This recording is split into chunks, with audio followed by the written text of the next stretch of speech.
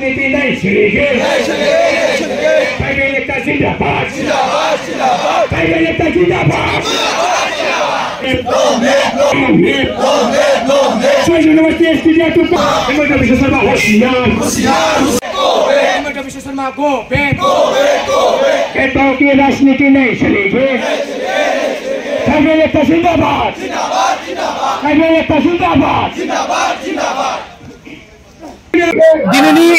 दिनैनि सोमावसारनाया जाबाय ओरैबायदि मोनसे थासारियाव जोंनि ट्राइबेलफोरखौ लांनो नागिरदों। मैयानि जि आसामनि केबिनेट जि डिसिजनआ जोंखौ गिखांनाय लाबोदों, दिनैनि सानाव जोङो सोमावसारनो गोनां जादों। मानो होननानै बुङोब्ला दिनैनि सानाव जोङो सोमावसाराबा, दिनैनि सानाव जोङो जांख्रिखाङाब्ला जोङो माब्ला सोमावसारगोन? 6टा जनजातिनो जुदि एसटि होयोब्ला जोंनि ट्राइबेलफोरनि बर' हारिनि मान मर्यादा रैखाथिया बहा थांगोन, नङा होमबा? आं बेखौनो सानदों बर' हिसाबै जोङो बर' फरायसा हिसाबै बर' सुबुं हिसाबै गासैखौबो आं खावलायनो सानदों।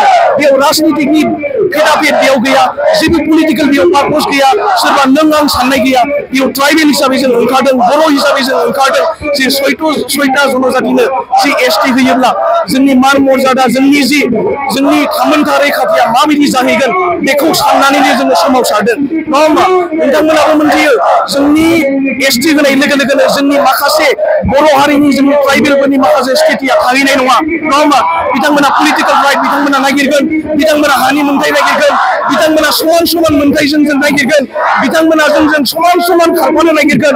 जोङो जोंनि हारिखौ बिथांमोना आसाम गभर्नमेन्टआ, स्टेट गभर्नमेन्टआ जोंखौ मा खालामनो नागिरदों? बिनि थाखायनो दिनै एग्जाम होगिरि बिथांमोनाबो एग्जामखौ गारनानै बिथांमोना सोमावसारदों, ओंखारबोदों। आं दिनैनि दिनाव आं खावलायनो लुबैगोन जोंनि जि बिटिसिनि जि गभर्नमेन्ट दङ बिथांमोनाबो दिनैनि सानाव मानो खुगासियाखै, मानो बिथांमोना बुङाखै एसटि होयोब्ला मा जायो, बिथांमोना मानो सानाखै? दिनैनि गेजेराव ससियेल मिडिया माखासे सलायगिरि बिथांमोन दङ, लाइमोन बिथांमोन दङ, समाज सिबियारि बिथांमोन दङ, रायजो राजा बिथांमोन दङ। बिथांमोना दिनै साननांगौ, दिनै बिथांमोना फैनांगौ, दिनै बिथांमोना गासैबो फैनायावनो बिग्रायनांगौ आरो 6टा जनजातिनो एसटि होनायखौ माब्लाबा गनायनानै लानो हानाय नङा। बिनि थाखाय बयबो सोमावसारनांगौ। आं बेखौनो खावलायनो सानगोन दिनै नैबेनि बेलायाव राजनितिखौ लानानै भेदाभाद खालामनो गोनां जेबो खोथा गैया। गोबां माहारियारि आफाद दङ बर'नि गेजेराव, बिथांमोनाबो ओंखारबोनांगोन। गोबां जोंनि गेजेराव मन्त्रिफोर दङ, एमएलएफोर दङ, एमसिएलएफोर दङ, नङा होमबा? बिथांमोना मोनसे टेबोलाव जनानै मोनसे जायगायाव जिरायनानै बिथांमोना दिनैनि गेजेराव जों रायलायनांगौ, दिनैनि गेजेराव बिथांमोना डिसिजन लानांगौ। मानो होननानै बुङोब्ला बर' हारिनि गेजेराव बेबायदि जुदि अलखदखौ जुदि लाबोयोब्ला, एसटिखौ जुदि जोंनि गेजेराव जुदि होयोब्ला जोंनि मर्यादा, मान मर्यादा रैखाथिया बहा थांगोन?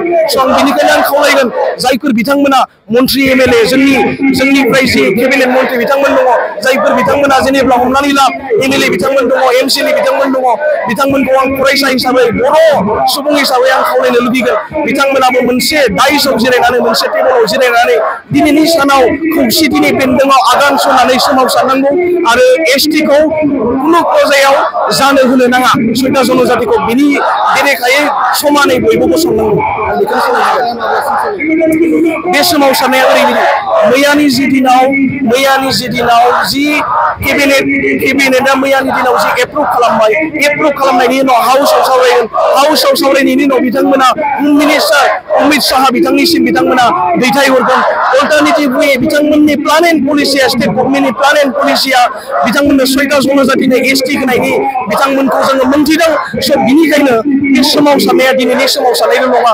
मानो होननानै बुङोब्ला बर' हारिया सोमावसारै मोनथाम एकड़ जाबाय, बिएसि जाबाय, बिटिसि जाबाय, बिटिआर जाबाय, नङा होमबा? दिनैनि बेलायाव फैयै दिनै आसाम गभर्नमेन्टआ, स्टेट गभर्नमेन्टआ मा नोजोरजों नायनानै जोंनि बे ट्राइबेल माहारिनि गेजेराव, ट्राइबेल सुबुंनि गेजेराव बिथांमोना एसटि मर्यादा जि 6 जनजातिनो होनानै जोंनि ट्राइबेलफोरखौ, जोंनि बर'फोरखौ नेवसिनो नागिरदों, गादबनो नागिरदों। दा बिनि थाखायनो सोमावसारनाया फरायसा हिसाबै जों लांबाय थागोन आरो आं बयखौबो आं खावलायगोन सोमावसारनाया दिनैल' नङा, दिनैनि साना उन्दुनायनिल' नङा, दिनैनि साना जिरायनायनि नङा। खौसेथि थानानै ससियेल मिडियायावनो जा बयबो ओंखारबोनानै सोमावसारनायनिसो सान। आं बेखौनो आं खावलायनो सानगोन।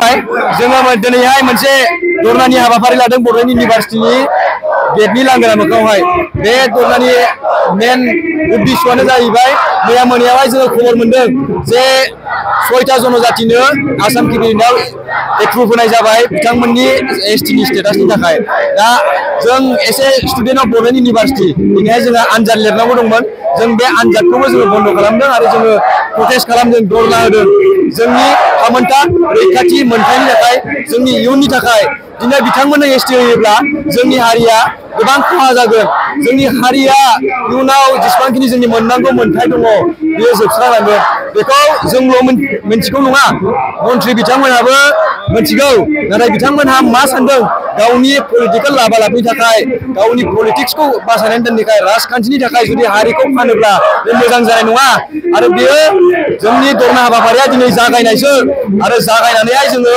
जोबजासिम जोङो जुजिगोन आरो जोबजासिम जों नांगोन आरो दिनैनि फरिखाखौ जोङो पस्टपन खालामबाय जोङो आनजादखौ लिरा होननानै जोङो धरना होबाय आरो मैयानि जे एप्रुभेल 6टा जनजातिनो जे एसटि स्टेटास एप्रुभ जादों जों बेनि एगेन्स्टआव जों दिनै धरना लादों आरो बेखौ जोङो दिनै जागायनायसो जोङो जोबजासिम जुजिगोन आरो जाय मन्थ्रि बिथांमोनहा मोनथिखासेयावबो जाय मन्थ्रि बिथांमोनहा एसटि बिथांमोनहाबो ट्राइबेल मोनथिखासेयावबो बेबायदि एप्रुभेलखौ होदों बिथांमोननिसिम आङो फंसेल' बाथ्रा बुंनो सानो बिथांमोनहा राजखान्थिनि थाखाय बिदि खालामनाङा आरो बिथांमोना हारियावहाय इयुनाव बिथांमोनखौ जोलैनि हांगार होननानै जों सिनायथि मोनगोन